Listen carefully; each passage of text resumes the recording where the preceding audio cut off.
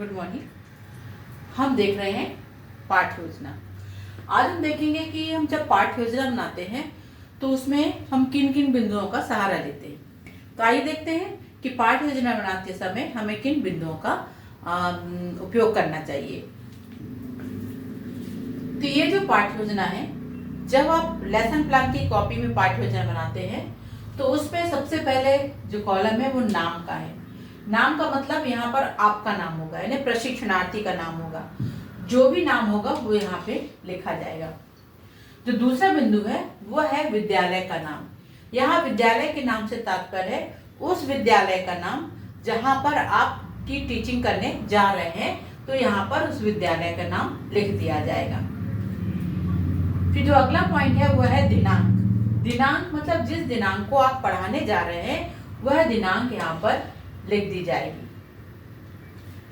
फिर कक्षा, कौन सी कक्षा में आप पढ़ा रहे हैं, 8th में, 9th में, 10th में, 11th में, 12th में, तो यहाँ पर वो कक्षा डाल देना चाहिए। कालखंड, किस कालखंड में आपकी क्लास है, 1st में है, 2nd में है, 3rd में है, 4th में है, 5th में, जिस कालखंड में आपकी क्लास है वहां पर एक कालखंड लिख दिया जाएगा। फिर विषय, विषय आप क्या पढ़ा रहे हैं, आप हिंदी पढ़ा रहे हैं, आप अंग्रेजी पढ़ा रहे हैं, आप साइंस पढ़ा रहे हैं, साइंस में भी आप रसायन पढ़ा रहे हैं, फिजिक्स पढ़ा रहे हैं, केमिस्ट्री पढ़ा रहे हैं, अर्थशास्त्र पढ़ा रहे हैं, जो भी विषय आप पढ़ा रहे हैं वो यहाँ पर लिख दिया जाएगा। इसके बाद आता है प्रकरण। यहाँ पर प्रकरण मतलब विषय वस्तु, जैसे यूनिट 1 में पढ़ा रहे हैं, आप पढ़ा रहे हैं भोजन निर्माण, या आप पढ़ा रहे हैं मांग और उत्पाद, या आप पढ़ा रहे हैं किस रानी दुर्गावती, जो भी आपका प्रकरण है वो यहाँ पर लिख दिया जाएगा।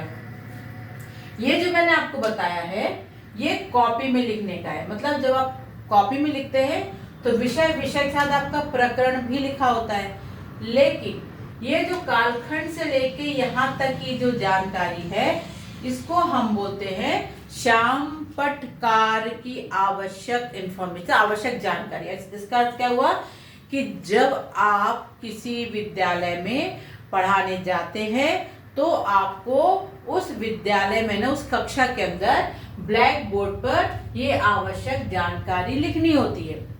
वहां पर क्या नहीं लिखा जाता, वहां पर विद्यालय का नाम हम शामपट पर नहीं लिखते। क्यों नहीं लिखते?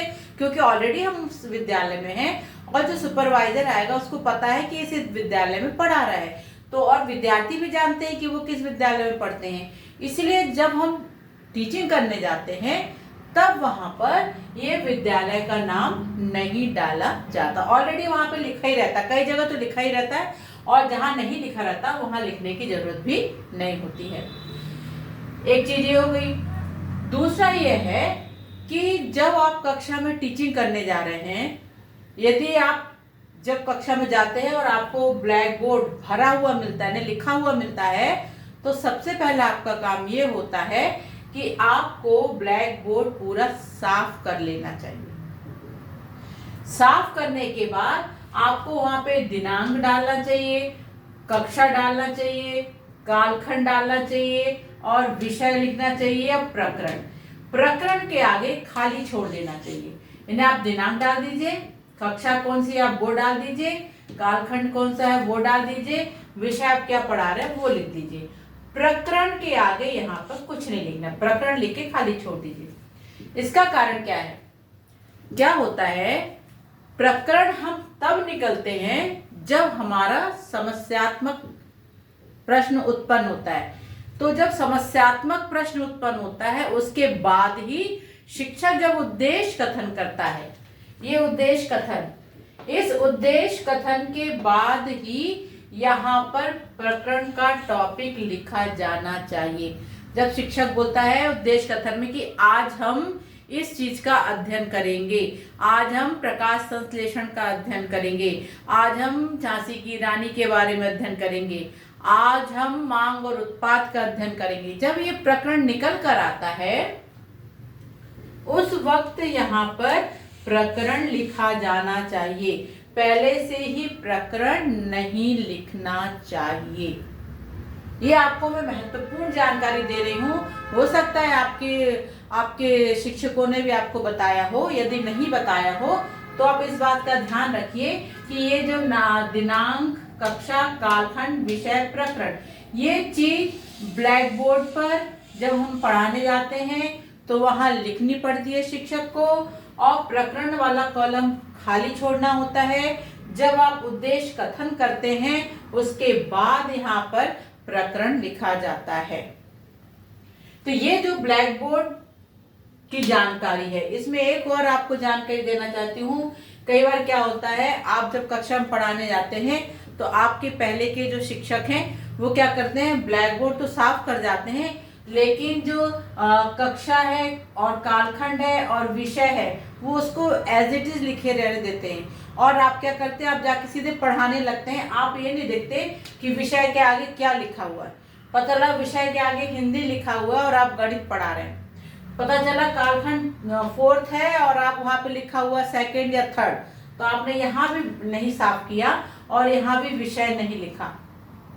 तो ये ध्यान देने योग्य बातें हैं कि जब आप कक्षा में टीचिंग करने जाएं तो सबसे पहले देख लीजिए ब्लैक बोर्ड साफ है कि नहीं। यदि साफ नहीं है तो हमको ब्लैक बोर्ड साफ करना है। और कई बार ब्लैक बोर्ड साफ मिलता है लेकिन विषय और जो सब्जेक्ट, विषय और कालखंड लिखे ही रहते हैं, उसको वो शिक्षक जाते समय नहीं साफ करते हैं। तो आपको जाके देखना है कि विषय क्या लिखा हुआ है। ऐसा तो नहीं कि मैं विषय पढ़ा रहा हूँ कुछ और विषय लिखा है कुछ, और कालखंड कोई सा चल रहा है और लिखा है कुछ। तो ऐसे में क्या होगा, जो आपके सुपरवाइजर आते हैं वो रिमार्क डाल के जाते हैं कि आप गणित पढ़ा रहे थे जबकि ब्लैक बोर्ड पर हिंदी लिखा हुआ था, आप ये विषय पढ़ा रहे थे जबकि ब्लैक बोर्ड पर ये लिखा हुआ था। तो रिमार्क जो उसमें माइनस मार्किंग हो जाती है। तो ये ध्यान देने योग्य बातें हैं। और ये जो बहुत ही महत्वपूर्ण जानकारी, दिनांक, कक्षा, कालखंड, विषय और प्रकरण। और प्रकरण का भी मैंने बताया कि प्रकरण हम तब लिखते हैं जब हम उद्देश्य कथन करते हैं।